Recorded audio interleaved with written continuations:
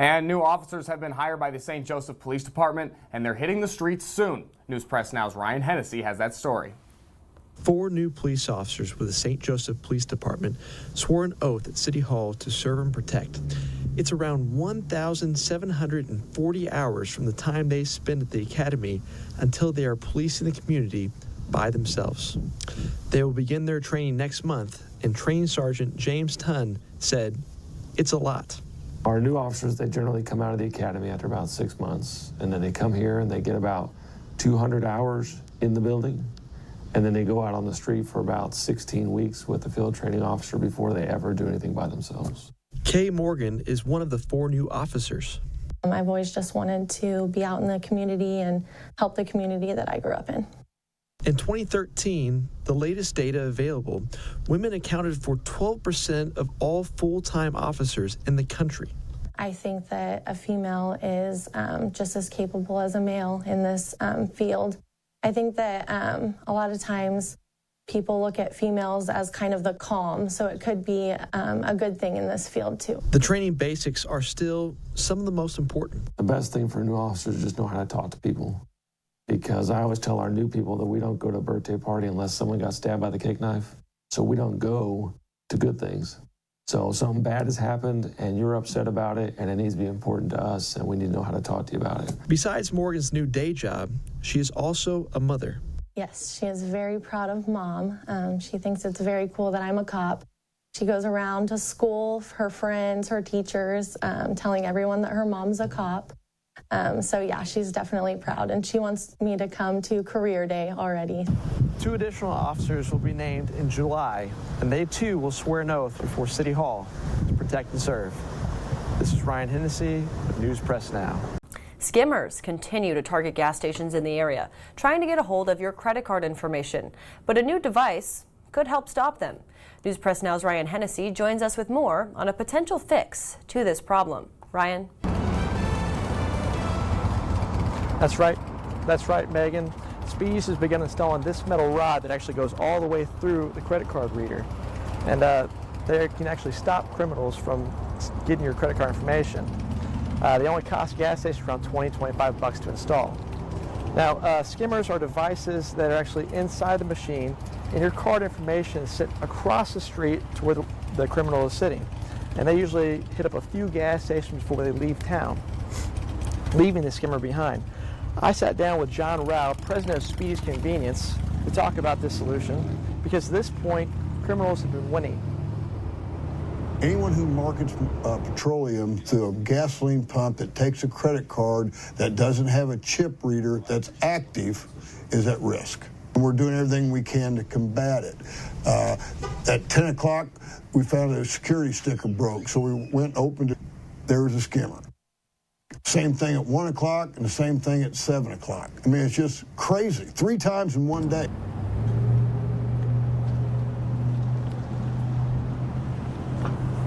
And now, if customers that suspect a skimmer is being used should contact the clerk before buying gas.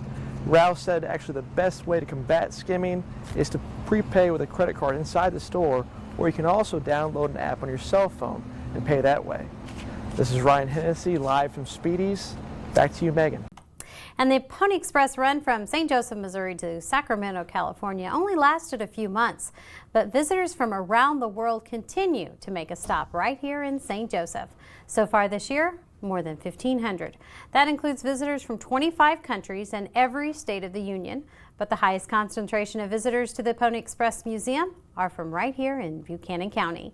But those who work at the museum say it's known internationally. What we kind of find is travelers kind of are season and off season, so we know anywhere from April 1 to March sometimes through October is the biggest traffic that we see here. So that's the school groups, buses. Diamond Tours bring 1 to 4 buses a weekend to see us for 3 or 4 months, so that's pretty exciting. School kids come through, and a lot of people just like to vacation in St. Joe. So we see France, Germany, United Kingdom. But you know, when you see Venezuela, you see Japan, in a year's time we see about 38 different countries, and you know, we've seen almost 2/3 of them halfway through. One visitor from South Australia today said his favorite part of the museum was the horse changing station because he found cowboys cool when he was growing up. These piles of concrete will soon be following the drill that has begun digging the Black Snake Creek stormwater tunnel underneath St. Joe. We have a tunnel boring machine, which they call TBM. Mike Garbus says they also call it a cutter head, and it weighs 175,000 pounds. But they also have a fourth name for it. The name of this machine is kind of unique in our industry because we name them after people, typically women, but the machine's name on this project is Carrie, and the owner of Super Excavator is named after their mother, who passed away a few years ago. So it's kind of neat to be able to add that characteristic and a little charm to the machine. After Carrie drills a little distance, then the conveyor belt machine goes underground next. It carries earth out of the hole. Here in the next 3 or 4 weeks, we'll be completely assembled and ready to tunnel. Roughly, with our schedule, we should be completed here early spring of 2019, and we'll be wrapping the job up by the end of 2019. That means when St. Joseph citizens are shopping during the holiday season, men will be 150 feet underground working on a tunnel. There'll be people working underground while we're Christmas shopping. Unfortunately, we do give our employees time off to enjoy Christmas and the holidays with their family. This is Ryan Hennessy with News Press Now.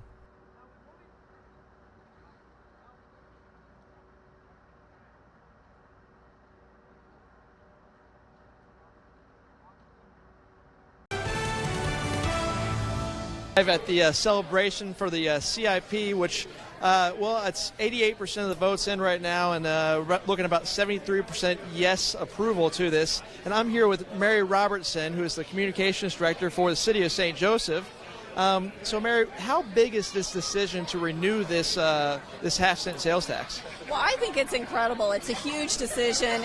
Voters take their spending of taxpayer dollars very seriously, and for them to give such great support to continue for another 5 years, I think says a lot for the CIP program itself. Yeah. And so last time, 77% approval, is that right?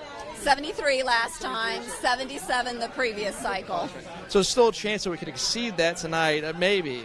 It would be great. It would be a stretch, but I'd love to see us top the 77%. No, so there's been the new fire truck next time around, a new firehouse. Is there anything some voters should be really excited about that they passed this time? Well, I think there's a lot to be excited about, depending on what your interests are, but we always want to see if we can provide recreational amenities, safe streets, public safety for the visitors as well as our residents too.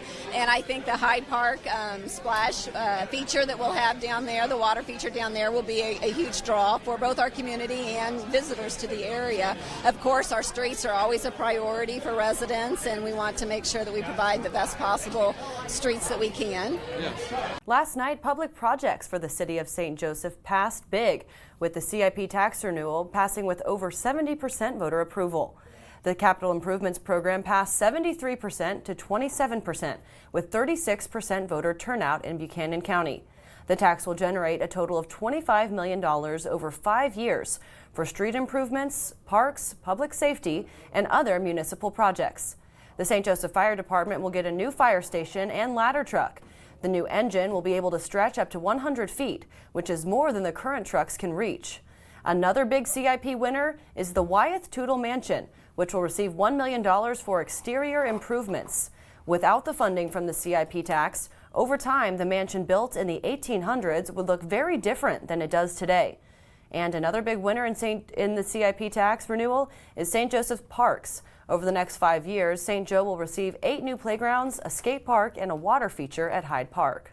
Without the CIP over the years, we would have no Heritage Softball Complex, we would have no rec center, we would have no Remington Nature Center. The Missouri Theater would be in dire need of work if it were still standing.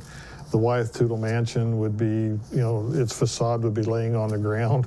CIP package, what the proposal is $1.1 million in exterior renovations, which will complete the entire exterior renovations on the Wyeth Tootle Mansion. The CIP began as a quarter-cent sales tax originally, but has been bumped up to a half-cent sales tax in recent elections. The Buchanan County Sheriff's Office will start calling people who have outstanding misdemeanor arrest warrants starting after Labor Day. Now, we're usually told to hang up on these type of calls when they are scams, but the Sheriff's Department says they will notify you early on during the call. They're not asking for any money over the phone or personal information. They will not reveal any facts or details about the warrant, and after the phone call, deputies will wait a few weeks and then start actively seeking individuals who have not turned themselves in to the courthouse since receiving the call. Individuals who do not turn themselves in are at risk of getting arrested. 1,219 warrants are misdemeanors. The majority of the misdemeanors are non-support, passing bad checks, and traffic-related offenses. So there are a lot of misdemeanor warrants that we can get cleared up pretty easily and get those folks into court and get those responsibilities taken care of. We'll come to their house, we'll come to their work, we'll come to their school, and then we'll make those arrests. So really what we're looking for here is people to take care of their warrants. It's very simple. They can go to the court. The judges work with folks all the time. Scam artists have posed as the Buchanan County Sheriff's Office. They typically try to get payments over the phone, which again, the Sheriff's Department will not do. You can always ask the caller if you can call the Sheriff's Office back after the phone call to have a second confirmation. After an alleged dogfighting ring was busted in Bendina, Kansas, we asked what the public can do to prevent animals from being abused in this way. News Press Now's Ryan Hennessy has more on this. Last week, there was a dogfighting ring discovered by authorities in Donovan County. 45 dogs were treated by the American Society for the Prevention of Cruelty to Animals. It's not the easiest behavior to notice, but News Press Now talked to the animal shelter about tips to spot dogfighting rings. Don't hesitate to call your local authorities. We would prefer that somebody call and say, hey, we're afraid something might be going on here. Maybe the animals aren't being treated properly, or maybe there is dogfighting. Please call your local authorities, because at least we can check it out and find out if anything is really going on or not. In Donovan County, Colton Albright was charged on 42 counts of dogfighting, possession of dogfighting paraphernalia, and 5 other charges. They have to gather a lot of evidence. Not only do you get individuals who fight dogs, usually when you have dog fighters, you also have drugs, illegal firearms, and other criminal activity that goes on. And most of the time when that property is seized, those dogs are evidence, so they usually have to be kept until the defendants go to court, and that can be drawn out over a long period of time. Dogfighting is a felony in all 50 states, but in all but 2, it's also a felony to simply watch a dogfight and not report it. Is it illegal to watch a dogfight in Missouri? Yes. Missouri, it is a felony to spectate, participate, fight, anything. In the past 15 years, Norman has not found a dogfighting ring in St. Joseph, but that hasn't stopped him from looking into the cases where evidence has been presented. This is Ryan Hennessy with News Press Now. Recent rain in the area has the St. Joseph River Walk closed, with the Missouri River at 20 feet today, according to the National Weather Service. The flood stage begins at 17 feet, but the river can handle a little higher than that. Good news is river levels are predicted to go down, with heavier rain coming to an end. The Parks Department took precautions this week and closed the trail to be safe. The last time St. Joseph saw severe flooding was in 1993 and 2011. Chief Meteorologist Matt Brooks has been monitoring the weather closely this week and says the flooding hit its peak earlier in the week and is coming down. We also spoke with St. Joseph's Parks Department about the decision to close the riverfront area. They project forward about 72 hours each time they send an update, and we use that information, then of course information we get from the news, and we watch it, and we know that from history that when the river gets up to about 20.6 feet, we have sections of our trail that do go underwater. Based on the projections, I think we'll be able to open it back up for the weekend. Due to a water line break, the Remington Nature Center has been out of water today, but the Parks Department brought water bottles and porta potties, so it was able to stay open. Officials there say they believe the water will be fixed soon. The city of St. Joseph is broken up into 5 districts, and each district has 1 council member. The other 4 city council members are the mayor and 3 at-large representatives. Over the next few weeks, every Friday, we'll share information about one of these districts and their representatives. News Press Now's Ryan Hennessy takes us to District 5 this week. Welcome to Get to Know a District. This series will run the next few weeks on Fridays, and its goal is to tell you about the different areas of your city, St. Joseph, and the members that represent them. Today we begin with Russell Moore, who was elected to lead District 5 in April. It touches all of the other districts. That's the one thing about District 5. None of the other districts do that. It runs from the southeast corner of town and actually runs all the way to the west of 28th Street, up 28th Street, clear up to Lover's Lane, and then squares off, come back down to Belt Highway to 36th Street, out down to Mitchell, and back out to the east. It's an odd-looking district. The reason why Moore can recite locations like he has a map in his head is because he does. He was a firefighter for 42 years in St. Joseph and has lived here for most of his life. Came back to St. Joe after a stint in the Navy in 1970. Went to work for the City Communications Center, did that for 5 years, and then I joined the fire department in 1975. I was a firefighter, a driver, and a captain, and a battalion chief. Moore said the goal of this council is public safety. It's high on everybody's list. Less crime, of course. Personally, I want the alleyways fixed, I want sidewalks fixed, I want the curbs fixed. He also has an issue with out-of-town landlords that let their properties become decrepit. They don't care about it, they just board them up and let them rot away. And either fix them up or tear them down, one of the two. All council members represent St. Joseph, but each council member has a different way they'd like to be contacted. If they need to, really, they can make contact with me through City Hall. And many times, I'm right across the street at Trexmart. Many people that live in this district know where I am. They can find me there sometimes. Next week, we'll feature another district on Friday night. This is Ryan Hennessy with News Press Now. The St. Joseph City Council will have a first reading on a bill that would raise fines to at least $50 on pet owners that violate city ordinances regarding animals. Currently, there is no minimum fine in the St. Joseph Law Book for treating animals poorly. The ordinance would also set a maximum fine of $500 and potential jail time of 180 days. The City Council is also close to hearing an ordinance about dog tethering and potentially animal burial. The dog tethering ordinance gained 80% of the community's support, according to the St. Joseph Animal Shelter. It comes along after concerns from some neighbors about animals being chained up outside during extreme temperatures. The tethering ordinance does put some requirements on tethering of the pet. There are hours that the pet cannot be tethered, and that's between the hours of 10 p.m. and 6 a.m. There's no tethering allowed. And if the pet is tethered for more than 30 minutes, there does need to be adequate food, water, and shelter available for the pet. And if the pet is under 6 months of age, they cannot be tethered outside. The dog tethering ordinance may be presented to City Council on September 24th. The $50 to $500 fine will be read at Monday's City Council meeting.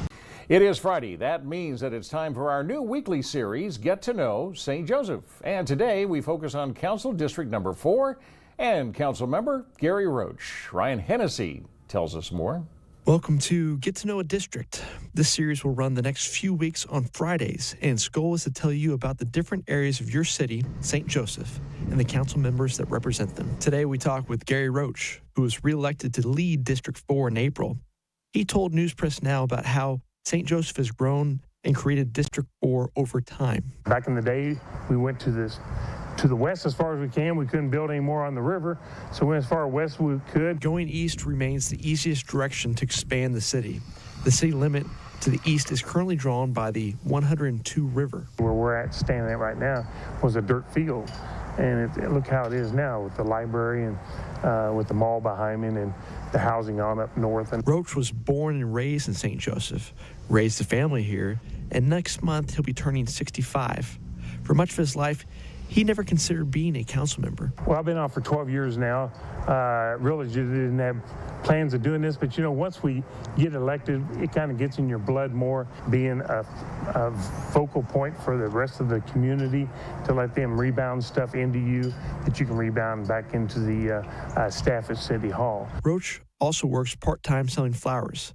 He says it's stress-free besides holidays like Valentine's Day and Mother's Day. You know what, when you're 64 years old, you want a job that you can be stress-free, but then when you end up going to the council meetings, and it gets you worked up sometimes. So I'm glad I don't have two jobs like the city council to get me going. Roach enjoys being a bridge between the community and the city when citizens have issues. He also wants to know what the resolution is. I will also ask them to also give me a call or an email, whichever their preference is, and keep me updated on the problem. So hopefully we can get that particular problem solved. He hopes this new council can likewise be a good bridge for the city, its problems, and the solutions. I just hope that we can just keep working together as a complete staff in the city council and come unite as 9 people on the city council and the entire staff of City Hall. This is Ryan Hennessy with News Press Now. In St. Joseph, it costs less money for gas and milk than it does in Kansas City.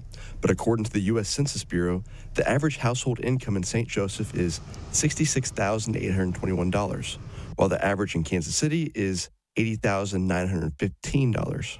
Buying power is going to be more important than high wages, because high wages have to be paid in some place because the cost of living is so high.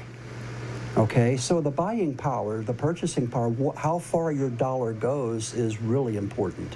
Living in St. Joseph, you may have overlooked the most important value that your dollar gets you. The number for the whole country is 100.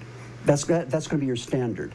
Okay, Missouri is 90, so we're 10 points below the national average. St. Joseph is 82. So the cost of living in St. Joseph, that's a big difference between the average for the whole nation, right? And we're a little bit less in groceries and healthcare and stuff like that, but the really big item that stands out is housing. Housing index for St. Joseph is 53 compared to the nation at 100. So your dollar really goes far in St. Joseph for housing. That's not simply a benefit to buyers, but also to folks that are looking to get into real estate, says Pat Lilly, president of the St. Joseph Chamber of Commerce. Well, that becomes an opportunity, particularly for people who are interested in buying an older home, a used home, get it at a price where they could put some money into it and sell it at a profit. Wages aren't the most important thing. The most important thing is how far you can make your dollar go. For those of us who live here, you kind of get that built-in benefit of the lower cost of living and housing because your wage dollars go a little further than perhaps in Kansas City or other communities, certainly communities on the East and West Coast. This is Ryan Hennessy with News Press Now. Today is the final installment of the Get to Know a District series. We've been going in reverse order from Council District number 5 in St. Joseph down to District number 1 today. News Press Now's Ryan Hennessy talks with City Councilman Madison Davis. Today we wrap up with Madison Davis of District 1. He's going to define some of District 1's area. You take Frederick and Noyes and pretty well everything northwest of there, give or take some areas. It includes most all of the Lover's Lane Avenue that we all know of, Krug Park, Wythe Hill, much of the parkways in District 1. It's a pretty neat area, pretty diverse as far as different people, different families, different backgrounds, and it's a neat part of the city. Davis enjoys the spaces in between the places of this city and believes it's easy to notice when driving along the Parkway or Lover's Lane. Most of those places, the trees connect over the top, so it's you see a tunnel of trees when you're driving down, and it's a neat effect, and people really seem to enjoy those things. Davis is a transplant of St. Joseph. He's from Maryville originally, but calls this city home now since 2010, and he brings with him fresh perspective. My wife and I, we both moved to St. Joseph, employed here in town, started a family. I've got a little boy who's 6 and a 3-month-old girl. And I think one of the things that was really important to me in running for city council is there's a lot of things that are good in St. Joseph, but I think we would all agree that we could find some things that could be better.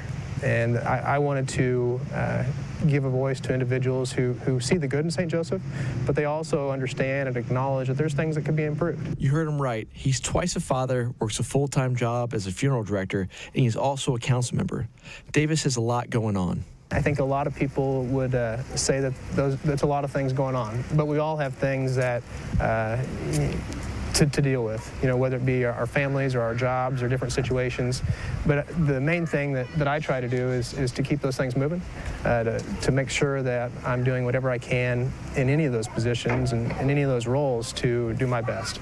And that's the thing I continue to try to do. All council members represent St. Joseph, but each has a way that they like to be contacted. More often than not, I catch somebody on the street and they want to talk, and those things are okay. So I would say, whatever way is comfortable for them, email, phone call, however. This is Ryan Hennessy with News Press Now. Jason Guthrie, Democrat, is running against Lee Sawyer, Republican, for presiding Buchanan County Commissioner. The vote will be held Tuesday, November 6th. Both Guthrie and Sawyer agreed to run a non-negative campaign. Each discussed their histories and what they would bring to the job if elected. Sawyer spent 30 years in business management, retired from NPG newspapers as a senior vice president, and has remained a part-time consultant for the company. I've been in a position where I've had to make difficult decisions, and so I feel like in the role of presiding commissioner, I can make difficult decisions. I know how to do that. I feel like I could be a good steward of the taxpayer money and make sure that we're being effective and efficient with the budget for the county. Guthrie has taught at Lafayette High School for 11 years. He's taught 1,500 students, coached over 1,000 football and baseball players, but has stopped coaching this year to focus on this campaign. I went to Northwest and obtained my teaching degree, and since then I've also obtained my master's degree. And man, along the way I've learned a lot of lessons that can, translate to the office of presiding county commissioner. Guthrie says that includes being transparent for taxpayers and also listening to those who are having problems. Similarly, both candidates want to focus on fixing crime in Buchanan County. Guthrie believes part of that fix is a county opioid facility to combat the crisis. Sawyer wants to work with Sheriff Bill Pewitt and listen to the needs of the department. Sawyer also wants to work on jobs. People bring up their desire to have jobs. We have open positions in the community as well, and so there's the whole workforce development piece that I'd like to be supportive of in any way that I can, because we have opportunities to bring companies in, we have opportunities for companies to expand, but we also have opportunities where companies are looking for the right skill set in hiring employees. One of the reasons Guthrie ran is to be a good example for others to follow. We're at a time where our youth can decide one of two things. They can turn their head or they can raise their hand and get involved. And, this community has given me so much. And I want to show the kids of this community, hey, if you want change, you've got to step up and you've got to do something about it. And, the first step is trying. So here we are. And finally, both agree on one final thing. It's important on November 6th that people get out and vote, and I think it's important that people understand what the issues are. Voting is an institution, and we need to teach our youth how important it is, and make sure you get out to vote. This is Ryan Hennessy with News Press Now. Imagine if your writing could come to life. That'd make things easier, wouldn't it? Many of the best ideas begin as scribblings in a notebook, of course. The St. Joseph Public Library is trying to help its patrons' ideas go just a little further. We have these lovely 3D pens, and we actually ordered them because the Rolling Hills Library donated some filament to us. The pen heats up the plastic filament, which rapidly cools within seconds. It allows the artist's drawings to come off the page. One of the easiest things that I like to have them start out with is a little house, just making some walls, putting them together, adding a roof. But we worked on little name plaques. Lots of people went pretty crazy with what they did. It turned out really nicely. Jensen Cruz of Lafayette High School and Tara Holliday of Truman Middle School created some impressive structures, and eventually they were even able to hold their work in their hands. We are not charging for any of our 3D events at this time. And I shouldn't say events. If somebody has something that they would like to make with a 3D printer and we are able to make it, we do not charge them. If somebody wants to come to one of our 3D pen programs and make something, there is no charge for that. The changing face of technology has allowed the library to specialize in growing knowledge in new ways. This is Ryan Hennessy with News Press Now. Well, if you've been driving along Highway 36 east of St. Joseph, you may have noticed a mobile home sitting just off of the highway. It is a story that has been a month in the making and still has no ending. Ryan Hennessy found the couple who owned that home are stranded for now and hope they can be on their way to a permanent location soon. Many find being stuck on a tarmac of an airport for any amount of time to be intolerable. But what if you were stuck in transit for a month? And not just you, but all your worldly possessions. Would that make waiting any easier? In the beginning, we started out near the Iowa state line. That's Gary Wells, and he and his wife have been trying to get to Joplin since October 2nd. Their first driver did not hold up to his end of the bargain, and now they're currently stranded 6 miles east of St. Joseph at a way station on 36 Highway. It's the house with the yellow siding that's kind of hard to miss if you're driving by. We are totally bone out of money. It's going to cost us $1,100 yet to get to our final destination. We are not rich people. We do not smoke. We do not drink. We don't play the lottery. We don't party. Gary and his wife are in their 70s. This experience has taught them a lot, especially what they would have done differently. I checked everything out ahead of time before I jumped and ran. It was not a good idea to jump and run. That didn't solve anything. It just caused a lot of problems. And in Bethany, we couldn't even stay in it several different occasions. We had to sleep in our pickup truck at a campsite. Some of the nights this past month have gotten below freezing, and the two of them, with their 2 cats, have of course been without heat, electricity, and running water during that time. It's $1,100 to get this moved down to Joplin. The driver did say when he gets his truck serviced he'd be able to shop tomorrow. He did say that he would move this Monday. If we can't make it to where we're going, at least we can go to the truck stop, stay there for maybe a week. Even though Gary Wells and his wife are in a perpetual state of being stuck, he still hasn't lost his faith in the people around him. I care about everybody. I'd like to help anybody I can. Even though we're flat, totally bone broke, I still care about other people. This is Ryan Hennessy with News Press Now. 2 former St. Joseph teachers were caught in that deadly fire that destroyed the city of Paradise, California this past week.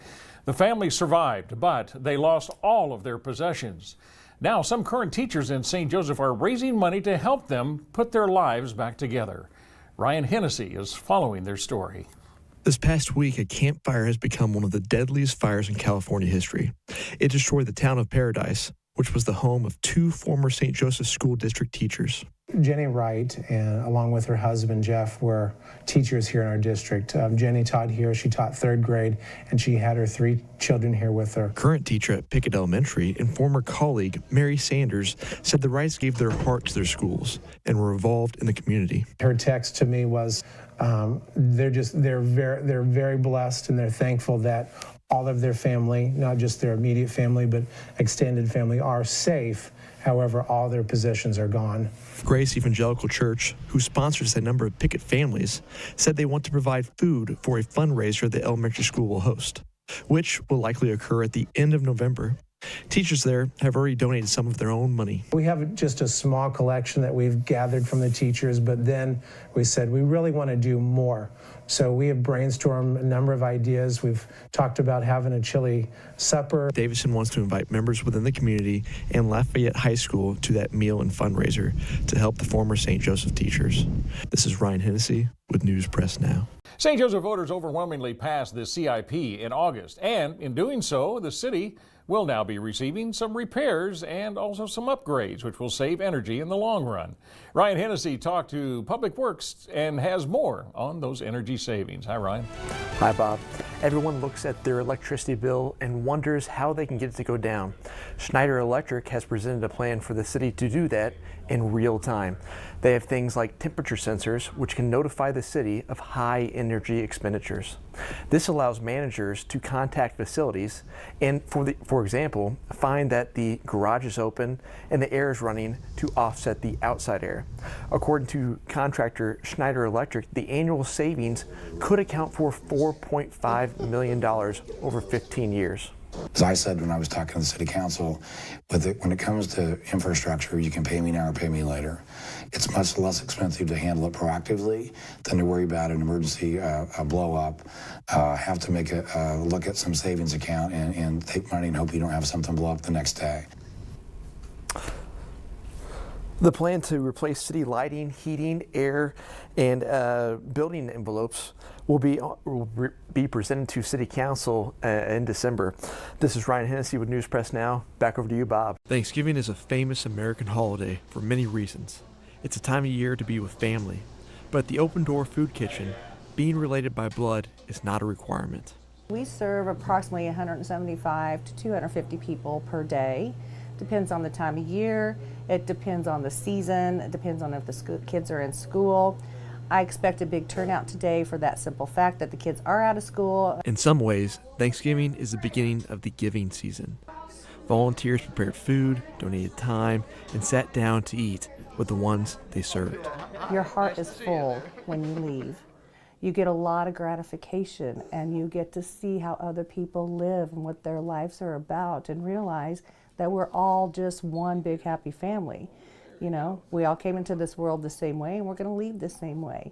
So I think that's what they get out of it. I think they feel just really good about trying to help out our community. Les Finch has been coming to the Open Door Food Kitchen the past 15 years and is now on the board.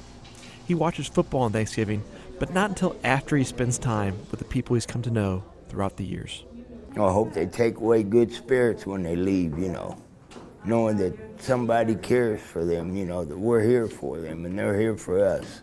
As long as they go away in good spirits, we'll all be happy. Have a blessed day, you know, all of us. This is Ryan Hennessy, News Press Now. Former St. Joseph Mayor Ken Sheeran passed away this morning. He was mayor from 2006 to 2010. Yeah, and Ken was known. I met him several years ago. He was known for being quite a character, if you knew the mayor.